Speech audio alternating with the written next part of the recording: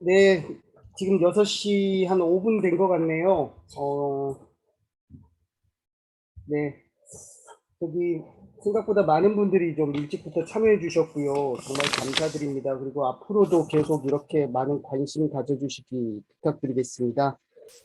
안녕하세요. 저는 수련교육위원장을 맡고 있는 그 박일중입니다. 오늘이 제 10대 김양수 주임 교수님 취임 이후로 첫 번째로 맞는 무교 집담회입니다. 이전까지는 우리 저 수원에 있는 김수영 교수님 굉장히 노력 많이 해주셨죠. 학술위원회에서 주로 이 행사를 주로 담당을 했었었는데, 이제부터는 저희 수련교육위원회에서 전공의 교육을 담당한다는 목적으로 수련교육위원회에서 주관해서 맡도록 하겠습니다. 그래서 저희가 총 1년 동안에 그 한 40번 정도의 강의가 준비되어 있습니다. 8개 분과가 있고 각 분과별로 총 5번씩 해서 40회 정도가 있고요. 오늘 그 첫 번째, 대망의 첫 번째 시간을 갖도록 하겠습니다. 미리 공지 드린 대로 첫 번째 주제는 발표는 우리 인천성모병원의 소아를 담당하고 계시는 주선영 교수님께서 수고를 해주시겠습니다. 제목은 뉴로머스큘러 힙 디슬로케이션의 치료에 대해서 말씀을 해주실 거고, 참고로 우리 주선영 교수님 인천성모병원에서 소아에 굉장히 많은 경험을 가지고 계시고 어, 그렇습니다. 여러분들에게 오늘 굉장히 많은 도움을 주실 걸로 생각되고요. 끝까지 경청해서 잘 들어주시기 바랍니다. 주선영 교수님 부탁드리겠습니다. 네, 안녕하십니까. 예, 바로 시작하겠습니다. 네.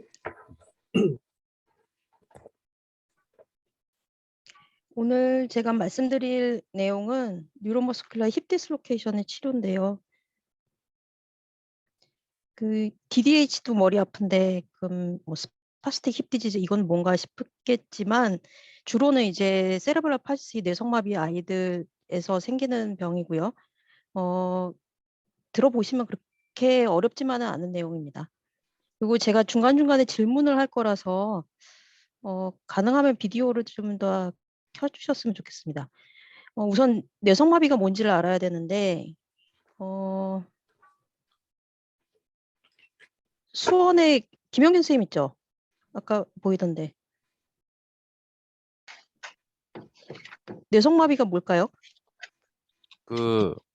알 수 없는 원인으로 브레인에 데미지를 입으면서 주로 어퍼모터 쪽에 이제 그 인저리가 오면서 다양한 근골격계 질환이 오는 것으로 근골격계를 포함한 다양한 그 형태의 질환이 오는 것으로 알고 이제 있습니다. 대충은 알고 있는 것 같은데 중요한 거는 이제 브레인 리전 때문에 생기는 건데 브레인 리전 때문에 생기는 무브먼트 디스오더를 갖다가 다 통칭을 해서 세레브럴 팔시라고 하는데 중요한 건 임머추어 브레인에서 생기는 브레인 리전입니다. 이게 어른들 어덜트 스트로크나 아니면 뭐 청소년 때 어떤 뭐 외상을 입는다 이런 경우에 세레브럴 팔시라고 하진 않고요.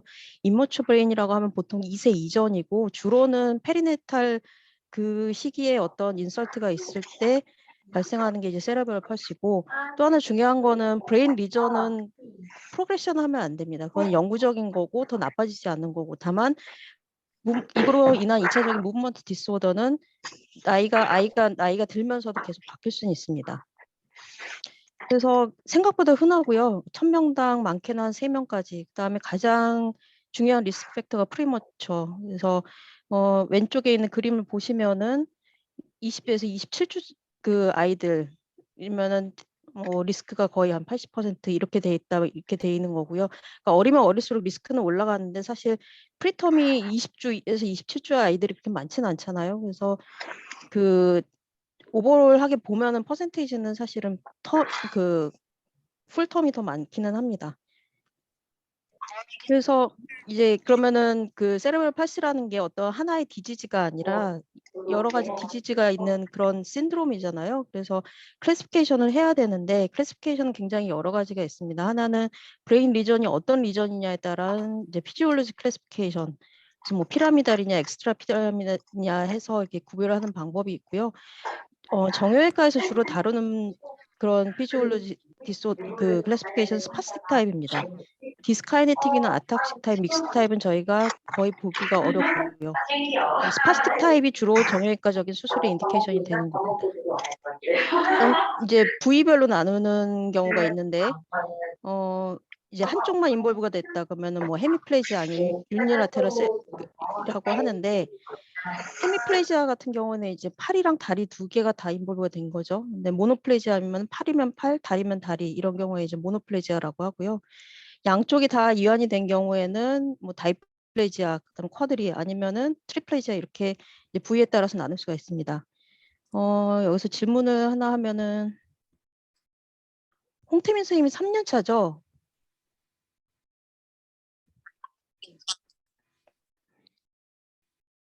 홍태민 선생님 인천성모병원 홍태민 네? 선생님 네, 다이플레지아랑 쿼드리플레지아랑은 어떻게 나눌까요?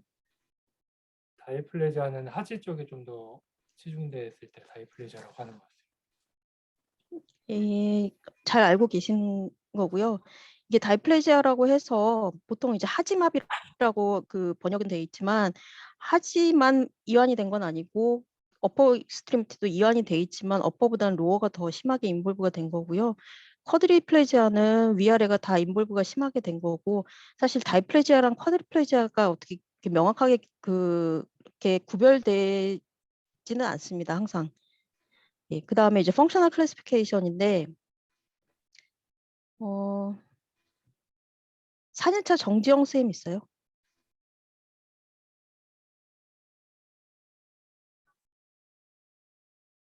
이게 이제 클래시피케이션 중에서 가장 어떻게 보면 중요한 게 펑션을 어느 정도 하느냐에 따라서 이제 어떤 문제가 생기느냐가 이제 결정이 돼서 정지영 쌤 없나요?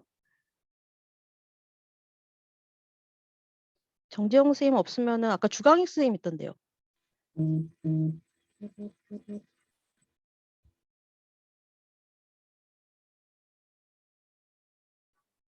주강익 선생님도 예, 없나요? 교수님. 요 그림을 보면은 클래스 1이 뭘까요? 대략 이렇게 그림을 보고 한번 설명을 해보실까요? 요거는 기억을 해놓는 게 좋을 것 같아서 어, 맨 위에 있는 아이는 뛰기도 하고 계단도 혼자 오르내리죠. 예. 예, 두 번째 있는 그게 클래스 1이고요. 클래스 2는 애가 걷기는 하는데 계단 올라갈 땐 어떻게 하나요, 지금? 그 난간을 잡고 난간을 잡죠. 그러니까 그게 차이가 있죠. 예. 클래스 3는요? 그냥 그 보조기나 휠체어 타고 이게 왼쪽은 근거리는 그 워커를 잡고 걷는다는 거고 멀리 나갈 때는 워커 잡고 갈 정도가 아니니까 이제 휠체어 타고 간다는 거고 이제 클래스 4랑 클래스 3까지는 이제 어떤 식으로든 걷는 아이들이고 클래스 4랑 클래스 5는 이제 못 걷는 아이들이죠. 그러니까 주로는 휠체어를 타거나 클래스 4 같은 경우에는 워커를 잡고 뭐 뒤에서 누가 보조를 해주면은 간신히 걸을 수는 있는 정도인 아이들이고 클래스 5는 아예 이제 못 걷는 아이들입니다. 그래서 주로 오늘 말씀드린 뉴로머스큘러 힙 디스로케이션 아이들은 클래스 4나 클래스 5에 있는 아이들입니다. 그래서 스파스틱 힙 디지즈는 여러분이 알고 계시는 DDH랑은 완전히 다른데 태어날 때는 그냥 정상이에요. 태어날 땐 정상인데 이제 주로 저희가 다루는 그 타입이 스파스틱 타입이라고 했잖아요. 힙의 어덕터랑 플렉서가 스파스틱하니까 그게 자꾸 잡아당기겠죠. 그 에이비덕터랑 익스텐서에 비해서 플렉서 어덕터가 세니까 그림에서 보는 것처럼 그 오른쪽 그림에서 보는 것처럼 이런 포스를 받고 이제 점차적으로 이렇게 디슬로케이션 되는 이런 패솔로지를 보이게 됩니다. 그래서 어떤 아이들이 잘 빠지느냐 이게 보고자에 따라서 클래스 1, 2는 거의 안 빠지거든요. 그래서 인시던스가 뭐 낮다고 하는 사람들도 있지만 클래스 4, 5는 거의 그 5 같은 경우는 90% 이상이 디슬로케이션 되고요. 그래서 많게는 이제 75%까지 인시던스가 있고 그 헤미나 다이플레지아는 펑션이 좀 높은 아이들이거든요. 그런 아이들은 인시던스가 적고 그다음에 토탈 바디 인볼브먼트가 이제 그 쿼드리플레지아 아이들 이런 경우에는 최소 25% 이상, 많게는 이제 8, 90%까지 보고되고 있습니다. 그래서 주로는 이제 4세에서 12세에 많이 빠져 있고요. 그다음에 아이들이 만약에 걷는다, 3살 이전에 혼자 걷기 시작을 하거나 아니면 선다 그러면은 빠질 가능성이 이제 점점 줄어들고요. 어느 정도 서블룩세이션이 돼 있느냐, 이제 나중에 그 마이그레이션 퍼센테이지에 대해서 설명을 드리겠는데, 어느 정도 서블룩세이션이 돼 있느냐, 당연히 서블룩세이션이 많이 되어 있으면은 결국에는 빠질 거고, 그냥 중간 정도이다 그러면은 스테이블 할 수도 있고 아니면 프로그레션 할 수도 있습니다. 그다음에 그 사신리에서 같이 이런 스콜리오시스, 굉장히 뉴로머스큘러 스콜리오시스는 굉장히 심하거든요. 뉴로머스큘러 스콜리오시스 있고 펠빅 오블리퀴티가 있을 때 이렇게 어덕션 되는 쪽에 힙이 잘 빠지게 됩니다. 그래서 스콜리오시스가 있는 경우에 이제 리스크 팩터이고요. 그럼 왜 치료를 하느냐? 하이포토닉 해도 머슬이 위크니스가 있어도 힙이 디슬로케이션 되거든요. 그런 경우에는 잘 치료를 하지 않습니다. 그냥 스킬풀 니글렉트를 하게 되는데, 스파스틱한 아이들은 이제 문제가 하나는 이런 식으로 대부분 누워 있는데, 기저귀 갈 때 아니면은 이 페리니얼 하이진 케어할 때가 굉장히 힘들어요. 다리가 벌려지지 않기 때문에 기저귀 갈기도 힘들고, 그다음에 거기 항상 인펙션이 생길 수도 있고, 앉는 것도 굉장히 힘들겠죠. 그다음에 문제는 디슬로케이션이 돼 있을 때 그런 하이포토닉한 아이들은 페인을 일으키지는 않은데, 스파스틱한 힙은 페인을 일으킬 수가 있습니다. 그래서 인트랙터블 페인이 있을 수가 있어서 적극적으로 치료를 하고 얼리 디텍션을 하는 것이 중요합니다. 그럼 페모랄 사이드에서는 그런 이 스파스틱 힙 디슬로케이션 때 어떤 변화가 있느냐 하면은, 주로는 뒤로 빠지고요, 힙은. 그다음에 빠진 상태에서 DDH랑 달리 DDH 때는 페모랄 헤드의 디포미티가 그렇게 심하진 않거든요. 근데 이제 왼쪽 아래 사진처럼 이렇게 머슬에 눌리게 되고, 그다음에 얘네들이 굉장히 포로틱한 본이잖아요. 그러니까 말랑말랑한 페모랄 헤드가 말랑말랑한 아시타블룸을 치고 올라간다고 생각하시면은 왜 디포미티가 생기는지 이해가 좀 쉬울 것 같아요. 그다음에 그래서 그 페모랄 헤드 디포미티가 생기고, 그다음에 레서 트로칸터가 굉장히 프로미넌트한데 정지영 선생님 아직도 없어요? 없으면 혹시 2년차 윤지영 선생님 있나요? 아, 교수님 있습니다. 죄송합니다.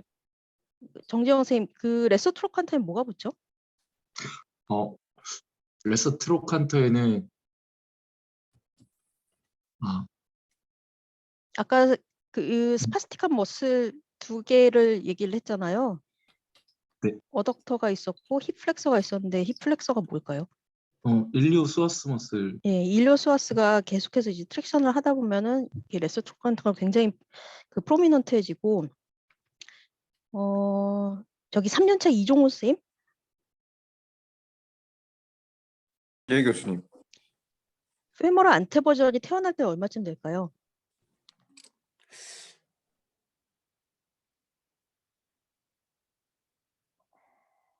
어른이 될 때까지 비슷하다, 아니면은 점점 증가한다, 아니면 점점 감소한다? 감소할 것 같습니다, 교수님. 예, 원래 태어날 때는 보통 한 5, 60도, 그러다가 이제 어른이 되면 남자 여자가 좀 다르긴 하지만 10도, 15도 이 정도를 보거든요. 그러니까 안테버전이 사실 증가했다기보다는 안테버전이 증가된 상태에서 감소하지 않다가 어떻게 보면 정답일 수도 있는데, 그러니까 나이에 비해서는 안테버전이 증가되어 있고, 그다음에 굉장히 이 넥셰프트 행렬이 굉장히 커 보이잖아요. 이게 실제적으로 콕사 발가일 수도 있지만 안테버전이 증가되어 있으면은 꼭 콕사 발가처럼 보이기도 합니다. 그래서 이런 변화가 있고요. 페모랄 사이드에는 아스타블러 체인지는 이게 아까 말랑말랑한 페모랄 헤드가 아스타블룸을 치고 올라간다고 말씀드렸잖아요. 근데 주로는 포스테로 라테랄 디슬로케이션이기 때문에 주로는 이제 데피시언시가 포스테리어 아니면 라테랄 사이드, 포스테로 라테랄 사이드에 있습니다. 질문을 하나를, 은평성모병원 의국에 계신 선생님 중에서 제일 높은 사람이 누굴까요?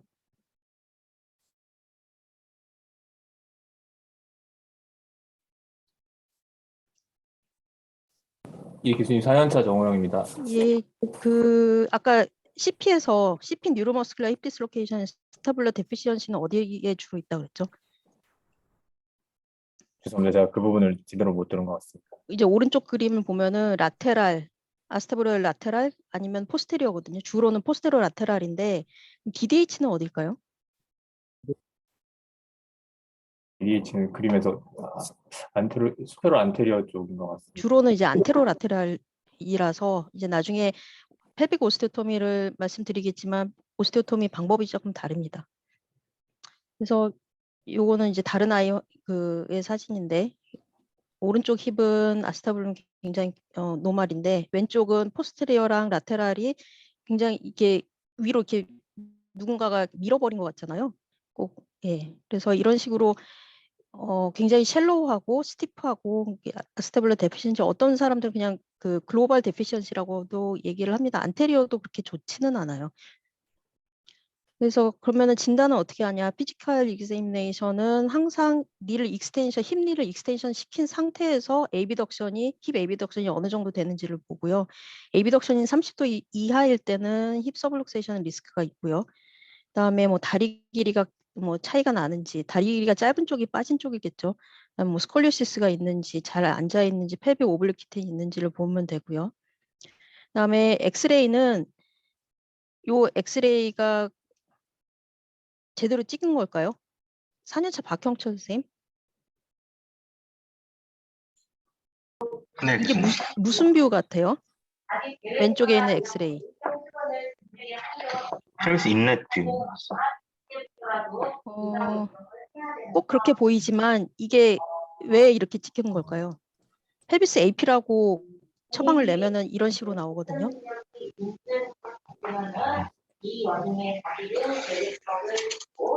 그 답은 요 아래 네. 그림에 있는데 그 옆에 그림에 있는데 우선 엑스레이를 메저링을 할 때는 엑스레이를 정확하게 찍어야 되잖아요.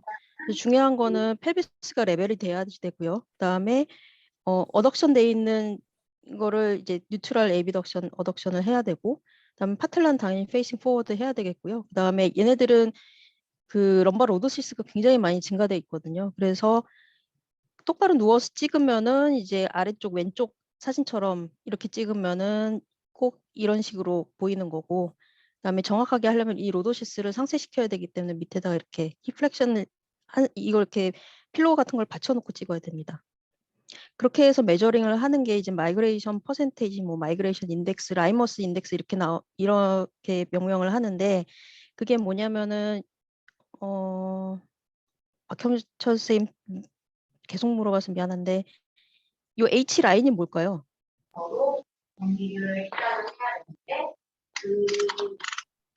그 DDH에서 헤드 높이 같이 보는 그 라인 말씀이신 건가요? 뭐 조금 얘기하는 것 같은데 힐겐 라이너 라인이라고 네. 들어보셨나요? 그게 네. 양쪽에 트리라데이트 카틀리지를 연결하는 선인데 보통 트리라데이트 카틀리지에 일리움 쪽에 붙여가지고 이렇게 재거든요. 그 라인이고 이 P는 뭘까요? 나온 김에 P가 그 파킨스 라인 말씀하시는 예. 거. 힐긴 라인은 라인을 수직으로 그은 거고 아시타블룸은 라테랄 그 엣지에다가 그은 선이죠.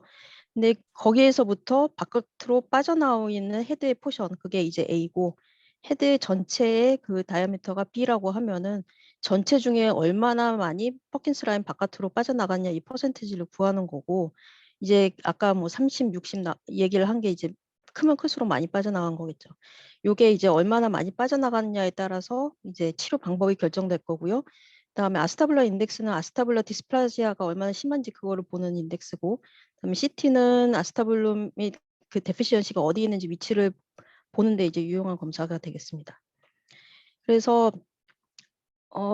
이게 시간이 지나서 딜레이해서 진단이 되면은 굉장히 이제 어그레시브한 트리트먼트가 되기 때문에 조기에 발견하는 것이 중요하잖아요. 그래서 영유아 검진처럼 이제 선진국에서는 CP 아이들을 힙 서베일런스라는 프로그램들이 있는데 이제 뭐 유럽 일부 국가나 이제 호주 그다음에 캐나다 일부 주에서 이렇게 시행을 하고 있고 호주 모델이 가장 좋다고는 하는데 이제 예를 들면은 이런 것까지 알 필요는 없지만 이니셜에 이제 CP다 그러면은 12개월에서 24개월 사이에 있는 모든 아이들을 대상으로 해서 이제 힙 서베일런스를 하는 거고요.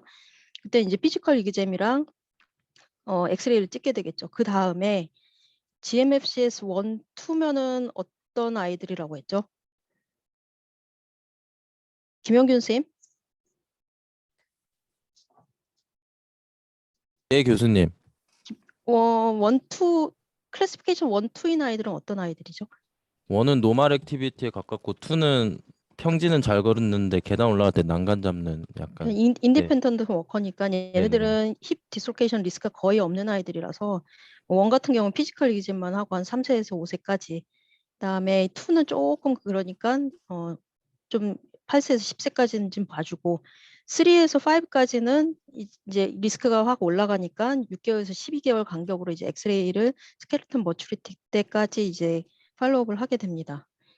그래서 비수술적인 치료로는 이제 피지컬 세라피나 아니면은 보톡스르잖아요. 보툴린 톡신 A 인젝션이 있는데 이런 비수술적인 치료로는 힙 디스로케이션은 프리벤션 할 수는 없습니다. 특히 이제 브레이싱 같은 경우에는 프리벤션을 할 수는 없고 다만 이제 뭐 PT 같은 경우에는 수술 후에 좀 유용하고 그다음에 보톡스 같은 경우에는 이제 일시적으로 톤 리덕션이 가능하지만 예방하는 거에서는 아무래도 한계가 있고 대신에 그 본 서저리를 그 나이를 좀 늦추는 데는 그래도 조금 도움은 됩니다. 그다음에 수술적인 치료는 이제 예방적인 치료냐 아니면은 리컨스트럭션이나 아니면은 다 디스트럭션 된 다음에 그 페인 때문에 어쩔 수 없이 하는 살베지 프로시저냐 이렇게 나눌 수가 있고요. 프리벤티브 프로시저는 소프트 티슈 랭스닝, 그다음에 리컨스트럭션은 페모랑 아스타블럼에 대한 본 서저리고 살베지 오퍼레이션은 나중에 하나씩 보여드리겠습니다.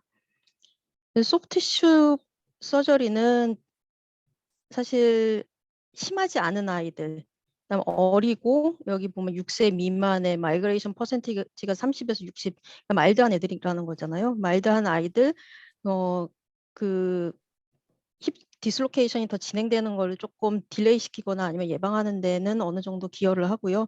주로는 어덕터 테노토미랑 일류 소아스 릴리디스를 하고 이제 간혹 가다가는 햄스트링 랭스닝까지도 하는데 이제 다만 옵트레이터 뉴렉토미는 다이플레지아에서는 하지 말라고 하는데 서울성모병원 전공의 선생님 누가 있을까요?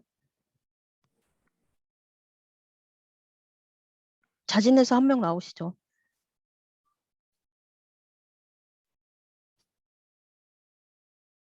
아무도 없어요. 서울성모병원 의구. 부천성모병원 김종민 선생님. 네, 교수님. 다이플레지아에서 안테리어 뉴렉토미를 하지 말라는 옵트레이터 뉴렉토미를 하지 말라는 게 왜 그럴까요? 조금 어려운 질문이긴 한데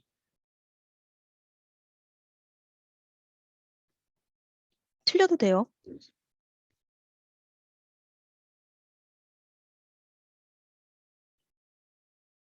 시간이 없으니까 다이플레지아는 대부분이 걷거든요. 거의 70% 이상이 나중에는 결국에는 걷게 되는데 뉴렉토미를 하게 되면 어덕터 머슬 완전히 파랄라이시스를 시키는 거니까 못 걸어요.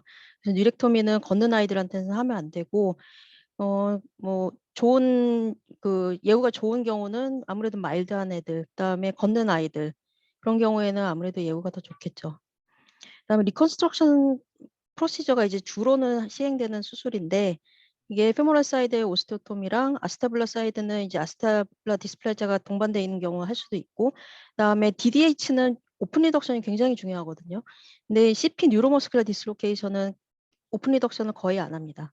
근데 필요하면은 이제 캡슐로토미를 할 수가 있고 마이그레이션 퍼센티지가 40% 이상 이 주로는 이제 인디케이션이 되고 마일드한 경우에도 아스타블라 인덱스가 굉장히 증가돼 있으면은 수술 인디케이션이 되고 다만 언제 몇 살 때 하고 몇 살 때 해야 되는지 그다음에 디제너티브 체인지가 살짝 있는 아이들을 해야 되는지 아니면은 그건 니글렉트하고 나중에 살베이지 오퍼레이션을 해야 되는지는 그건 아직은 이제 디베이트가 좀 있습니다.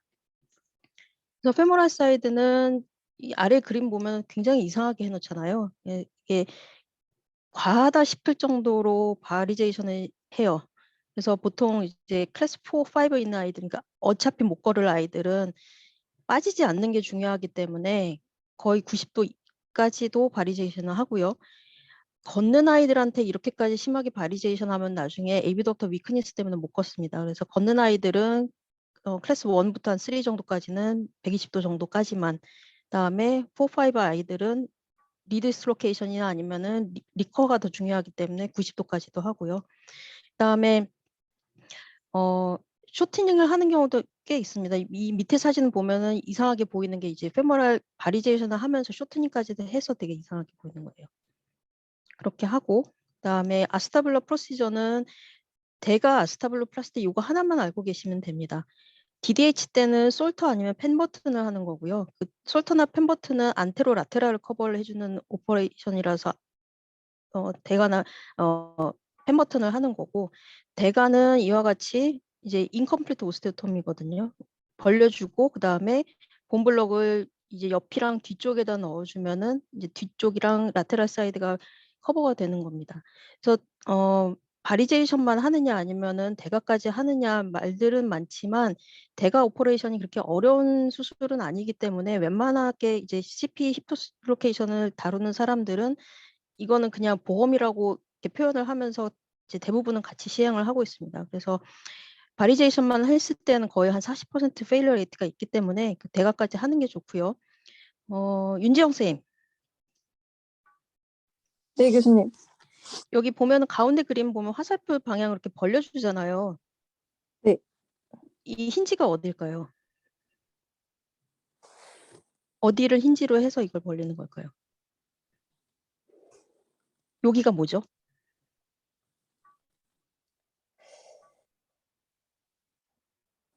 요 세 뼈가 만나는 그 부위를 뭐라고 하죠? 이게 이제 트리라디트 카틸리지거든요. 그래서 네. 대가나 펜버튼은 힌지가 트리라데이트 카틸리지라서 원래는 엄격하게 말하면 인디케이션은 트리라데이트 카틸리지가 열려 있는 아이들한테는 인디케이션이 돼요. 근데 이제 조금 이따가 다시 얘기를 할 거고 컴플리케이션이 적은 수술이냐 그렇지는 않고요. 4분의 1 정도의 컴플리케이션이라면은 굉장히 많은 거잖아요.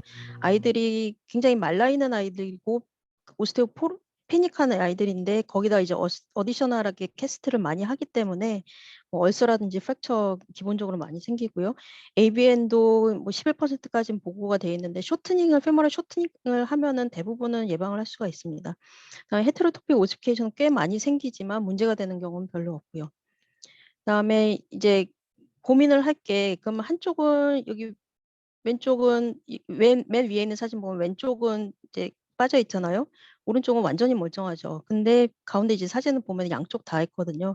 그러니까 빠져 있을 때 양쪽을 다 하느냐 아니면 한쪽만 하느냐 대부분은 양쪽을 밸런스를 맞추기 위해서 다 합니다. 이게 왜냐하면은 한쪽만 했을 때 반대쪽이 빠지는 경우가 꽤 많아요. 그래서 하는 경우에는 바이라테럴 하는 게 좋고요. 그다음에 아까 윤지영 선생님 네, 교수님.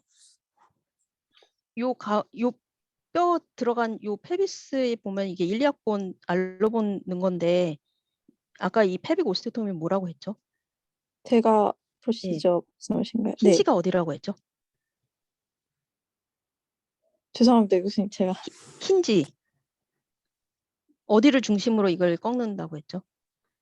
트리라데이트 카틸리지라고 했잖아요. 네.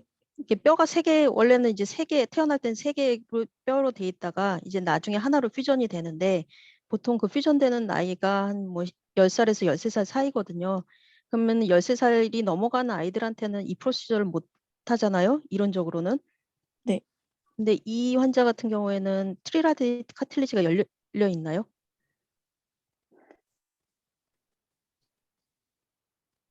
흔적이 없죠.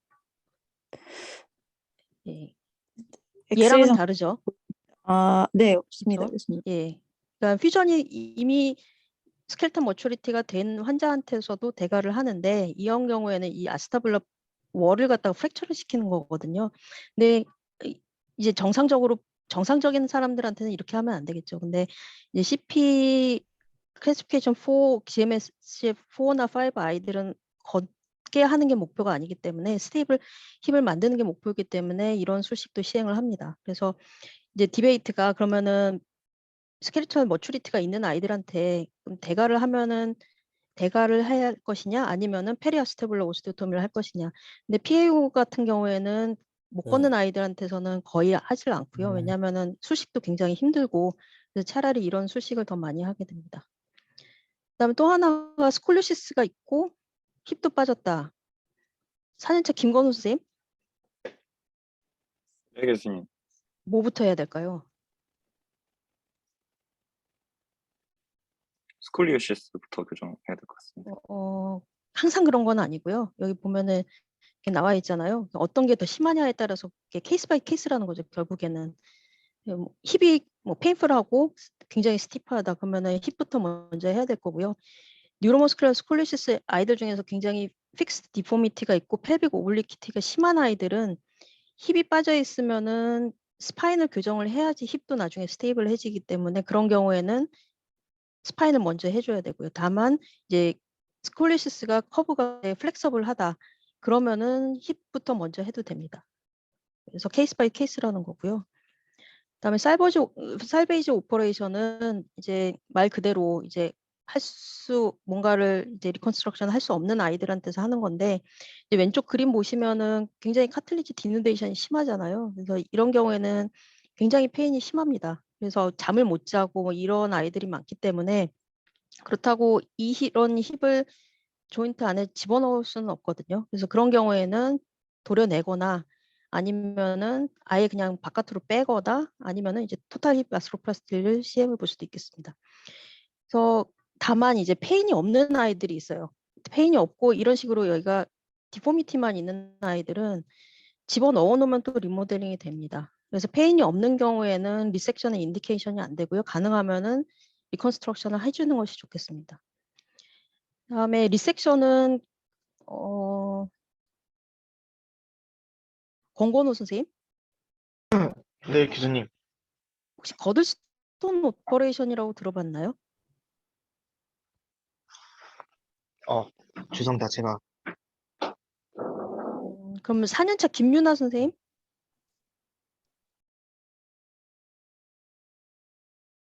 김유나 선생님 없나요? 네, 거들스톤 오퍼레이션이라고 들어봤어요? 네, 들어봤습니다. 그게 뭐죠? 조인트를 없애고, 네, 이게 보통은 이제 어덜트 힙에서 인펙션이나 이럴 때 하는 건데 어디까지 도려내냐면 보통 피머 헤드랑 넥을 도려내거든요. 근데 그거를 생각하시면 안 됩니다. 이 CP 아이들은 굉장히 스파스틱하기 때문에 예전에 이제 거들스톤을 먼저 해봤겠죠. 근데 했더니 이제 시간이 지나면은 스파스틱 머슬 때문에 프록시말 마이그레이션이 또 돼요. 프록시말 마이그레이션 되니까 이게 또 페인을 일으키고 그래서 리섹션 위치가 레서트로칸타 하방에서 도려내야 됩니다.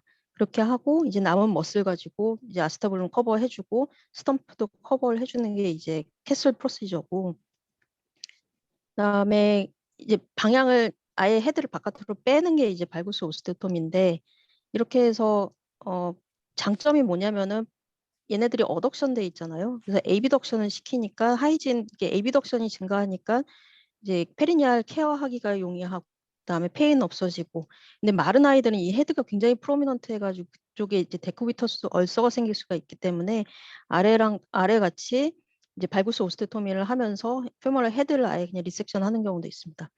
아스트로플라스티는 아이디얼해 보이긴 하지만 이제 주로는 아주 레어하게 이제 걷는 아이들한테서나 하지 이제 클래스 4, 5 아이들한테 토탈 힙 리플레이스먼트는 하지는 않습니다. 얘는 제가 치료한 환자인데 이 10살짜리 여자아이고 처음에 왔을 때는 GMSF 4였거든요. 그래서 이때는 하자고 했죠. 서블룩세이션 거의 한 50%, 나이도 많고 아스타블러 디스플라지아도 굉장히 인덱스도 굉장히 증가돼 있고 이때 하면은 굉장히 쉬웠을 텐데 이제 엄마가 이제 CP 아이들 그 엄마 커뮤니티에서 힙은 건드리면은 큰일 난다 이렇게들 얘기를 해요. 왜냐면은 뭐 수술도 크고 포스트업 페인도 굉장히 심하고 리커한 아이들이 이제 또 그 커뮤니티에 굉장히 많을 거잖아요. 그래서 웬만하면 건드리지 말라고 해서 엄마가 이제 주저하다가 얘가 이제 PT를 하면서 스탠더에 쓰기 시작하니까 이 힙이 점점 빠지죠. 그래서 1년 후에 왔더니 완전히 빠져가지고 이렇게 해가지고 왔습니다. 그래서 제가 좀 원망을 했던 게 이게 굉장히 힘들거든요.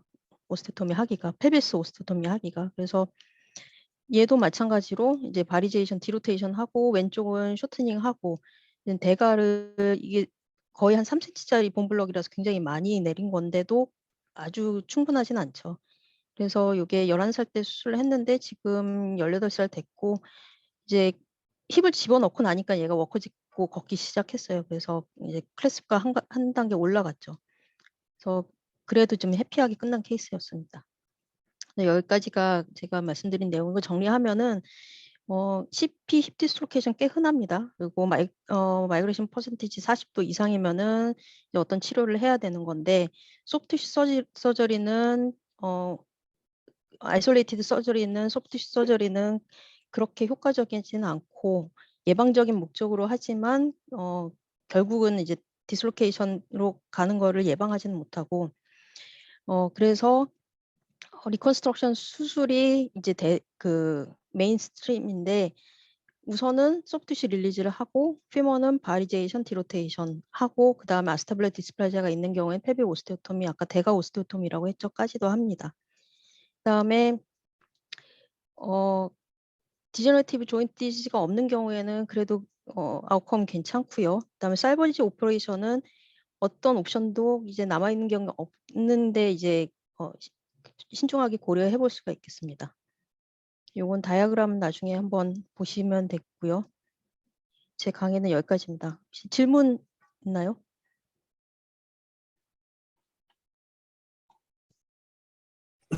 네, 주선영 교수님 감사합니다. 예, 우리 감사합니다. 교수님들은 그 질문 사항을 일단 혹시 질문을 직접 하실 분은 하시고요. 아니면은 채팅창에 좀 올려주시면은 제가 일괄적으로 좀 소개를 좀 하도록 하겠습니다. 3년차, 4년차 선생님들은 그 강의 들으면서 좀 궁금했던 점들 이런 것들 좀 활발하게 좀 디스커션을 좀 했으면 좋겠습니다. 교수님, 저 3년차 부천소모병원 3년차 권건우입니다. 네. 좋은 강의 정말 감사드리고요. 제가 궁금한 거는 성인에서는 이제 진구성 탈구일 때 보통 12주 이내이면은 매뉴얼 리덕션을 시도를 하는데 소아에서도 혹시 이렇게 디슬로케이션 있을 때 그 리덕션을 시도를 하시는지 궁금합니다. 어디서요? CP 환자에서 혹시라도 디슬로케이션 있으면 응급실에서? 응급실 말고 만약에 외래 왔는데 이분이 이제 그 어머님이 봤을 때 이제 탈구가 생긴 것 같다.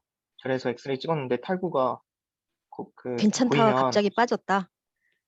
네, 트라우마틱 그럼 리덕션을 디스로케이션에 준하는 그런 치료를 하느냐인가요? 이제 매뉴얼 리덕션을 하시는지 아니면 이게 그게 궁금합니다. 프로그레시브하게 디스로케이션 된 거면은 당연히 매뉴얼 리덕션은 안 할 거고요. 네. 간혹 가다가 정말로 그 외상성 탈골처럼 멀쩡하다가 빠진 애들도 있을 건데 이제 스파스틱한 아이들은 당연히 안 들어갈 거고요. 그 자리에서. 그리고 아마도 들어간다고 해도 다시 빠질 거라서 아직까지 그런 케이스를 보지는 못했는데